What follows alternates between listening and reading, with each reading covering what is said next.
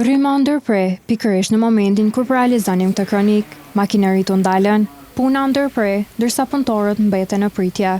Bizneset që operojnë në zonën industriale të Gjakovës, të furnizuar nga Dalja Skivjanit, thonë se kjo situatë përsëritet çdo ditë, madje me 10 herë gjatë ditës, tash e 2 muaj. Por pasojat nuk mbeten vetëm te ndalja e punës. Bizneset thonë se ndërprerjet e papritura të energjisë elektrike u kanë shkaktuar dëm edhe në makineri. Ndikon shumë në procesin e prodhimit, sidomos kemi dëme edhe në bloka që janë humbje për ne, gjithashtu ndikon edhe në përvojtjen të procesit të prodhimit, por ndikon edhe në prishjen e makinave. Sidomos kohëve të fundit që 2 muaj kemi ndërprerje të shpeshta, sidomos janë edhe pa paralajmërim.